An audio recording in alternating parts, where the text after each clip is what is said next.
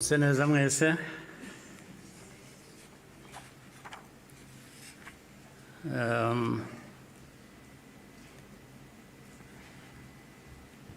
ngira ngo mpere ku ngingo yo kuvuga ubuhamya Minisitiri Bizimana yatugejejeho. Hari ubundi buhamya burebure burimo amateka akomeye Theoneste nawe amaze kutugezaho. Ibyo twumvise byose bifite aho bishingiye. Ni ukuri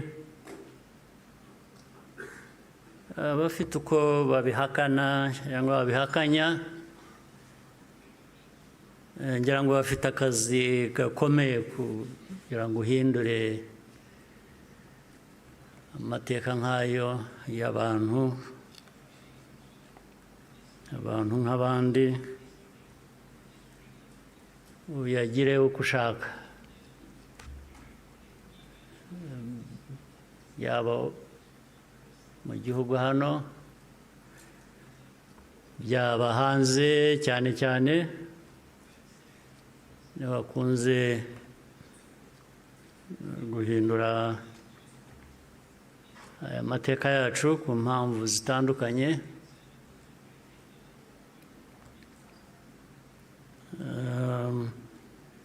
Ibi rero ngira ngo bafite ibyo bazahangana nabyo kugira ngo abantu bahindure amateka nk'aya bayavuga ukundi. Ariko icyo navuga nk'ibyo Theoneste yavuze,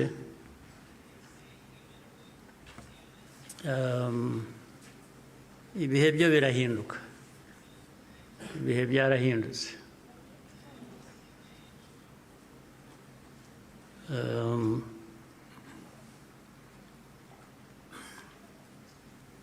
Nta uzongera gupfa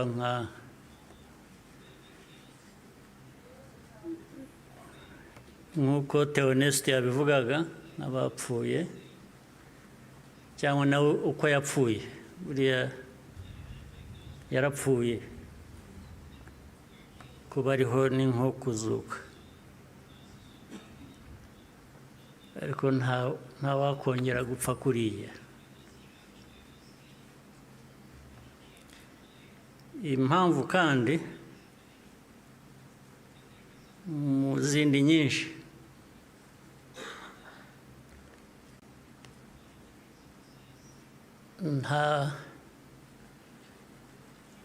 ntabwo wakwica umuntu kabiri.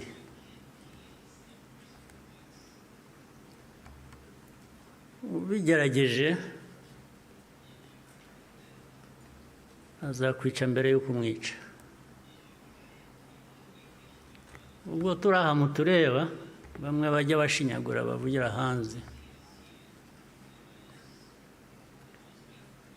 Igihugu cyose, igihugu cy'u Rwanda ureba, ntabwo gishobora gupfa kabiri.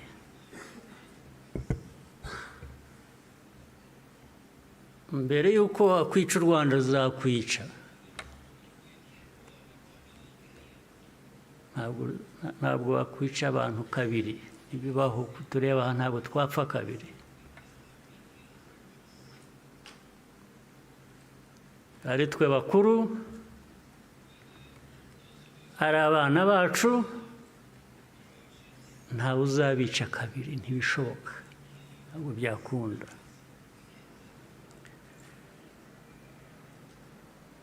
Tuzabaho nk'uko abantu bakwiriye kuba babaho, nk'uko abandi abo ari bo bose babaho, byanze bikunze. ntawe twabisaba kubaho, ntawe.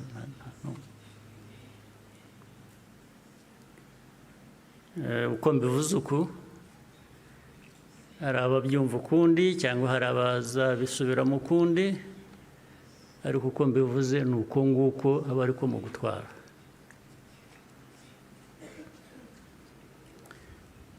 Ndabasaba rero ngo nkomeze ijambo ryanjye mu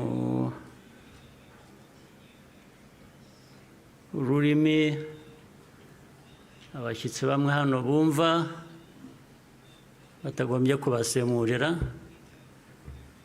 cyangwa se benshi cyane bari hanze bafitanye isano n'amateka yacu, harimo n'abo bayahindura bakayagira uko bashaka.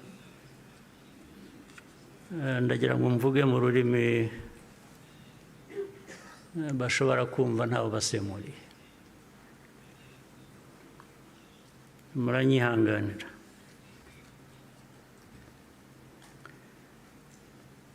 Today, we gather again in remembrance to everyone present and watching online. Thank you for joining us on this important day.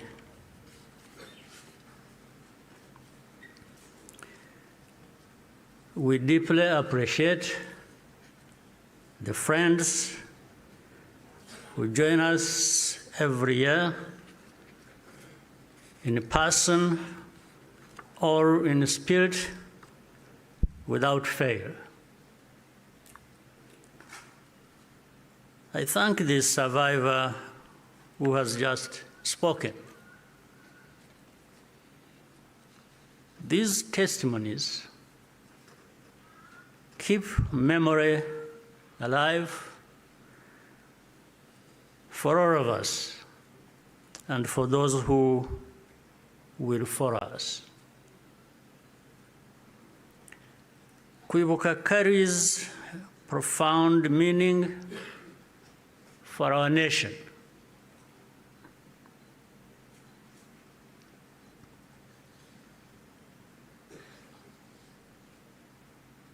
It is how we confront and overcome the divisions that nearly destroyed us. This day empowers us all. We draw on the strength of survivors who provide the reservoir of humanity that feeds our nation's soul.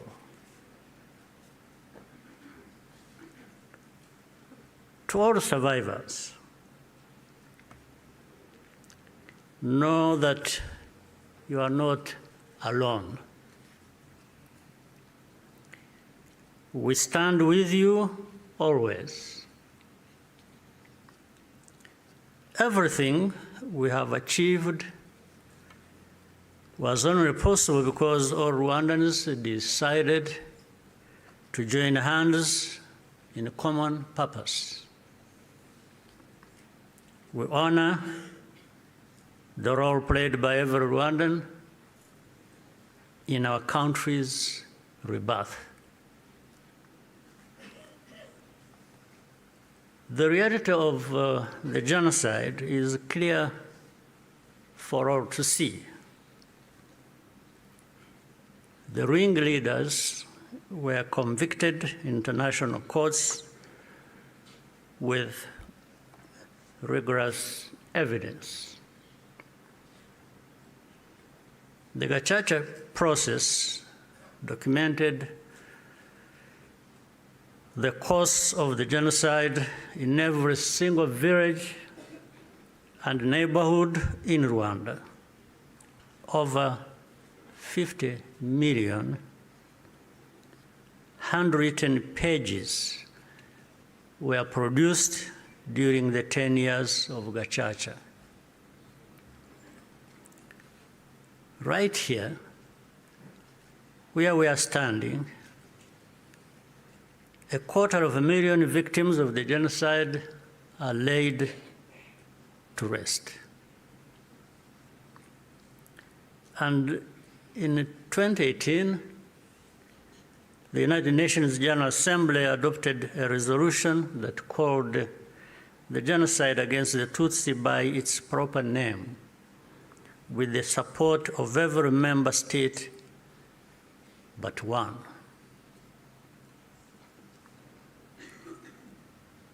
The truth is undeniable, and yet we still find people sowing doubt and twisting the facts up to today. This is not just a matter of ignorance,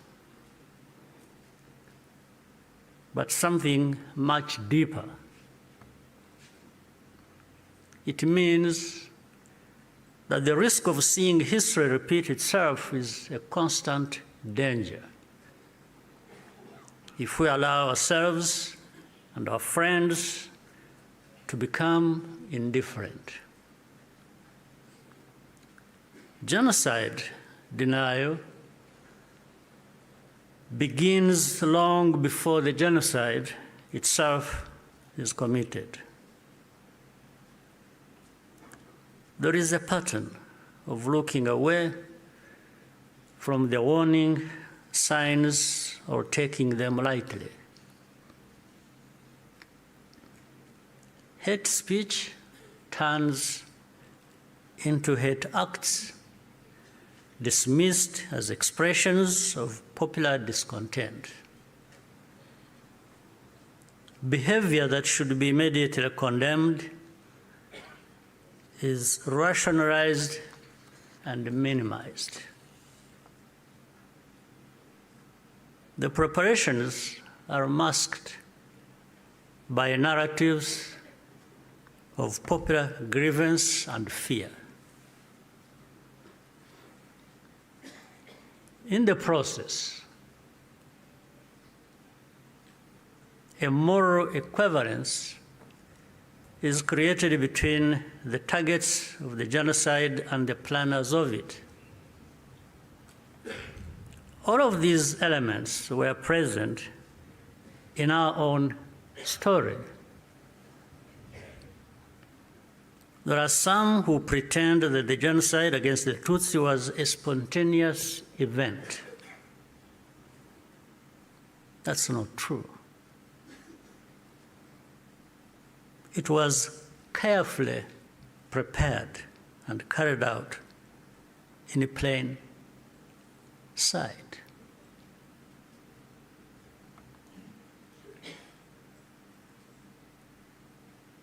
Regrettably, some who spoke the truth at the time and who were even eyewitnesses later became peddlers of distortion, mainly for political reasons. Militias were openly trained and indoctrinated in hate. Weapons were imported in large quantities, and Rwandans who opposed it were threatened or killed. Before 1994, communities were subjected to waves of smaller massacres meant to normalize the killing and also to measure the reaction of the wider world. And with only a few heroic exceptions, the world was unconcerned until it was too late. In the early 1960s, after countless Tutsis were killed or forced into exile, international voices such as Bertrand Russell, to name just one, described it as systematic extermination. The pattern continued in the 1980s and early 1990s. When Tutsi communities such as the Bagogwe in the northwest were targeted in organized attacks,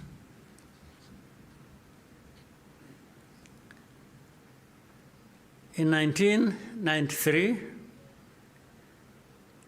a commission led by Jean Crabonnier investigated these atrocities.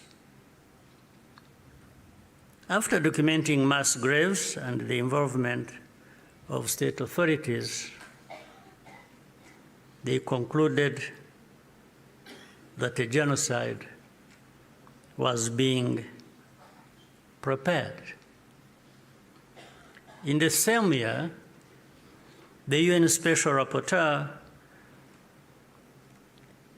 Bakri Wele Ndiaye, warned that organized propaganda portraying the Tutsis as enemies was spreading openly, helping prepare the population for mass violence.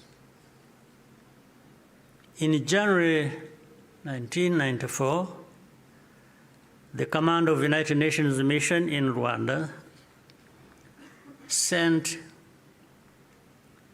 a fax back to headquarters in New York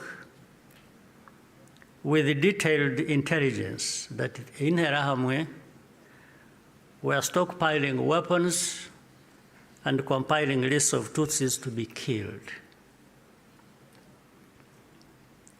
He was then ordered to share the information with the very government which was preparing the genocide and to take no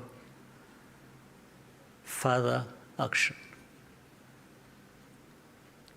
And sadly, the reaction today is no different here in our region. And you can see it right before our eyes. When the genocide began, the nature of the crime was immediately obvious.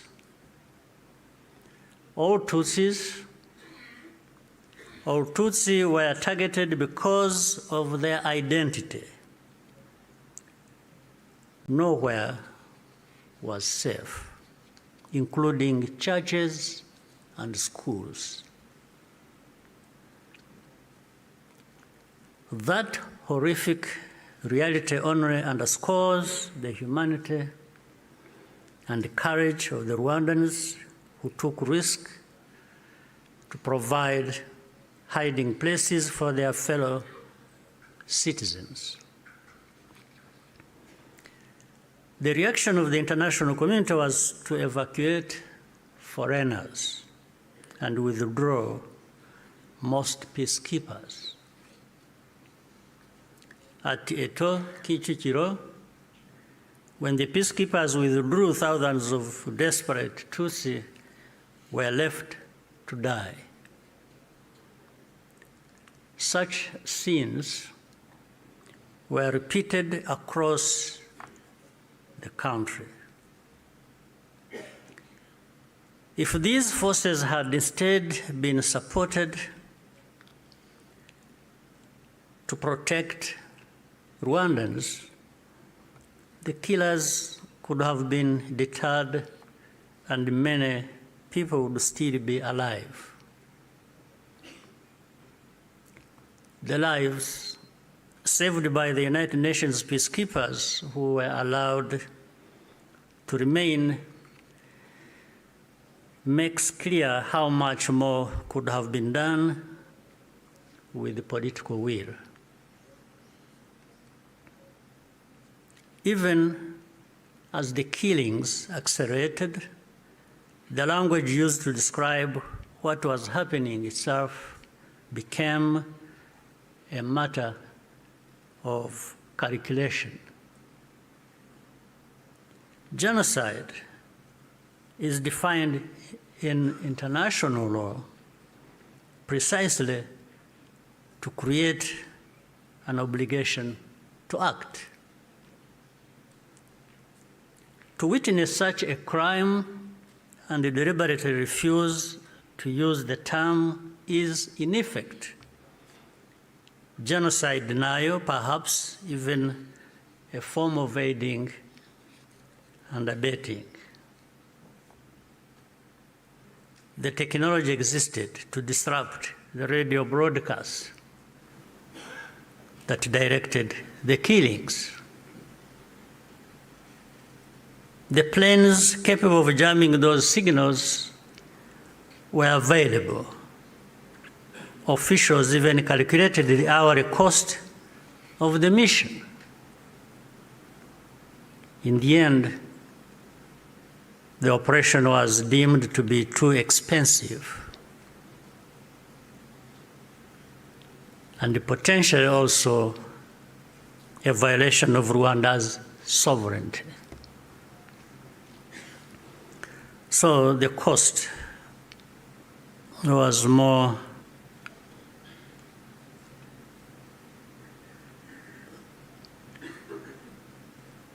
it became too expensive. It was more expensive,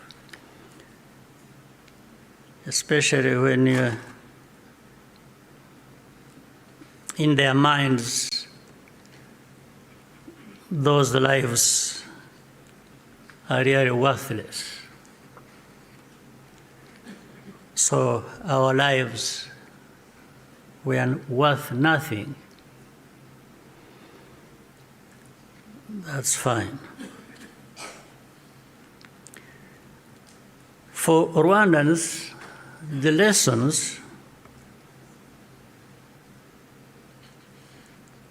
have been brutal.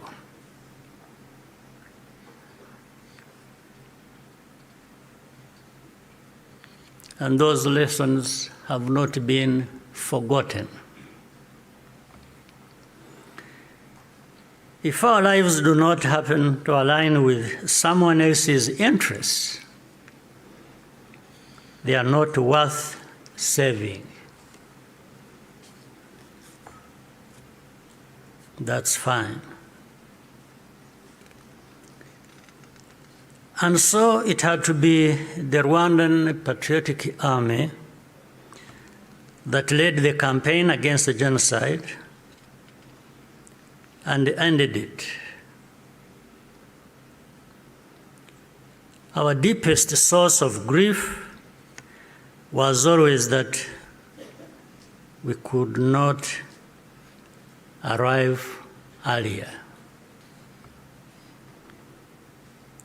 This is a simple truth of history, which many today still have reservations about acknowledging, for reasons we do not and maybe will never understand.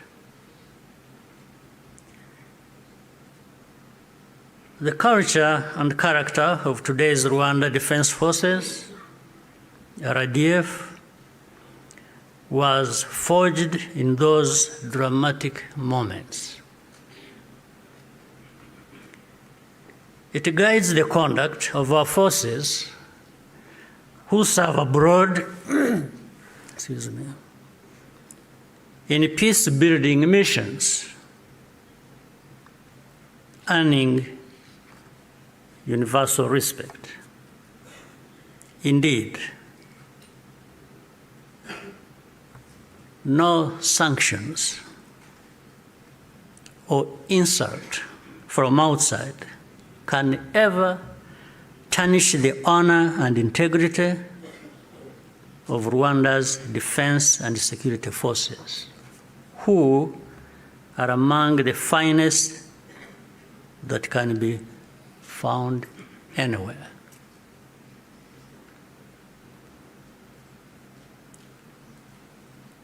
I look forward to raising this matter of sanctions at the highest level to understand the basis for such an injustice.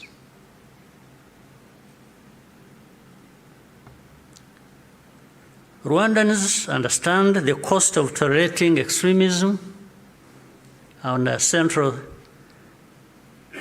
security principle is to put the protection of civilians first. After the genocide, Rwandans chose to rebuild our country together. With that came a promise to never let the politics of genocide take root ever again. I tell you, genocide cannot happen here again. It won't happen.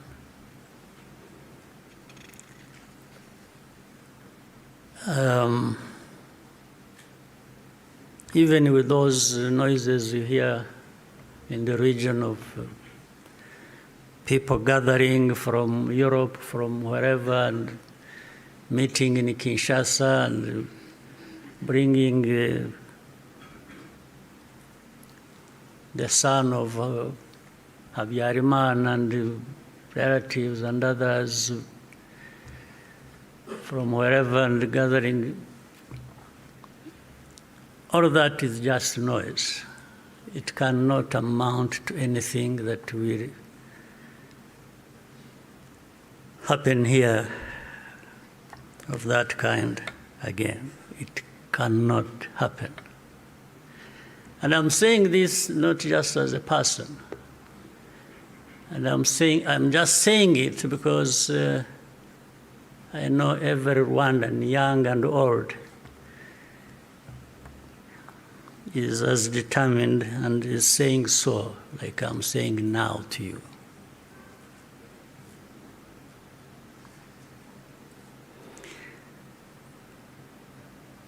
Along the way, Rwandans faced constant criticism and many attempts to twist our history. But the power we will always have is to use our minds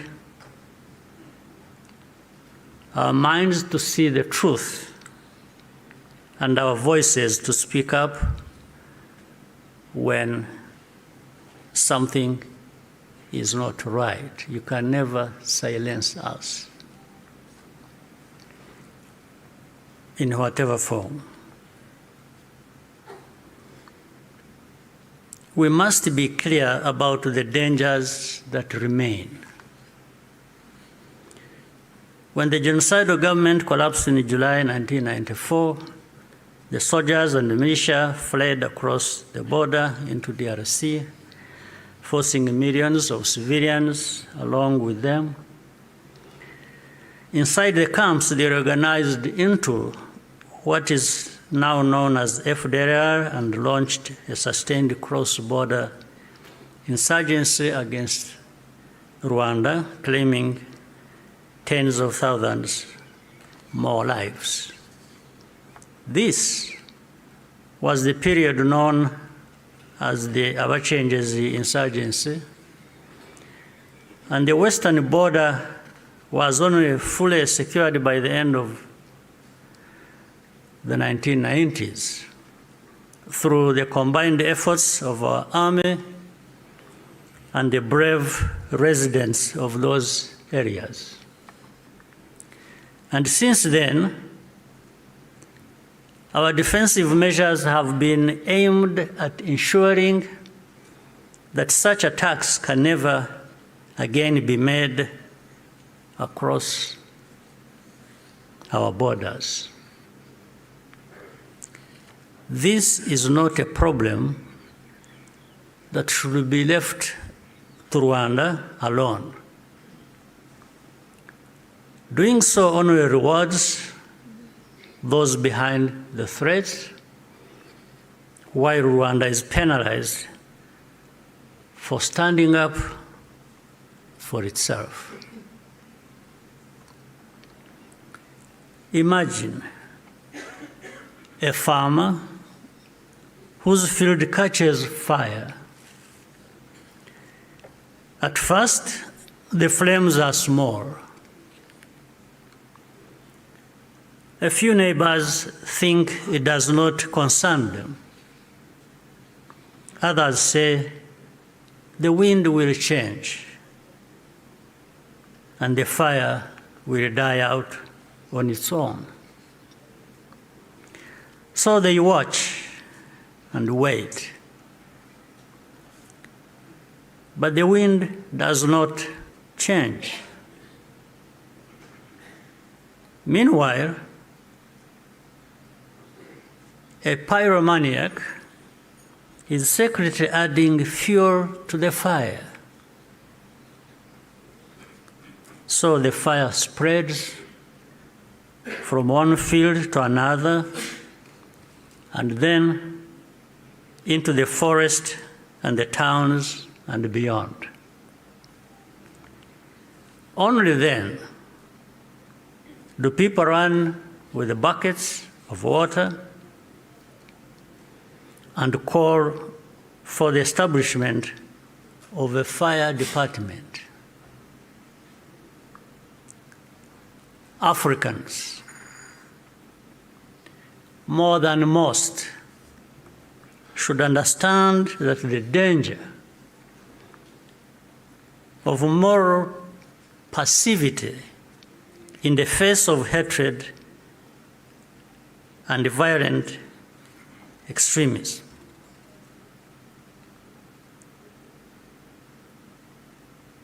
We should understand that danger,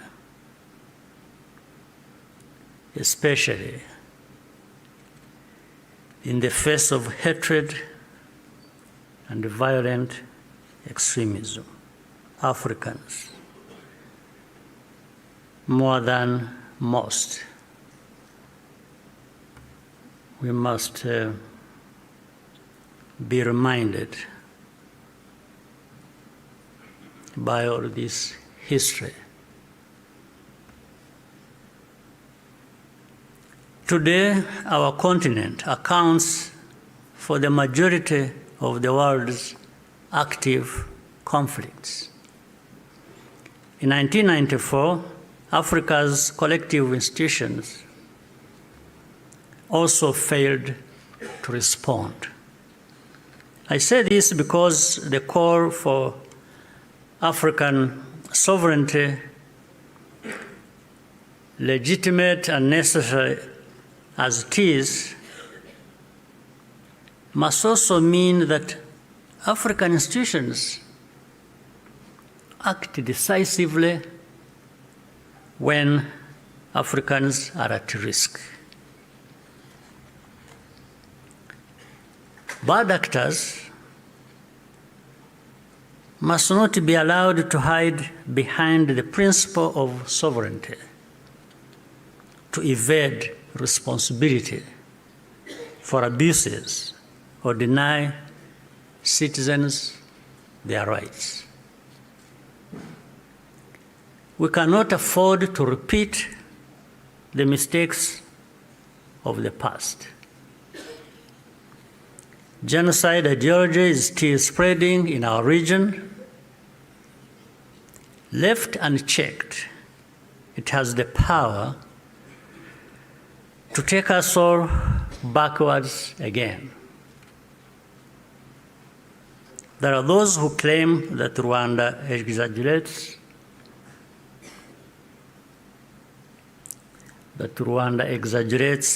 these concerns, or that we have ulterior motives. This is not only false, it exposes the deep cynicism that led to the tragedy we commemorate today.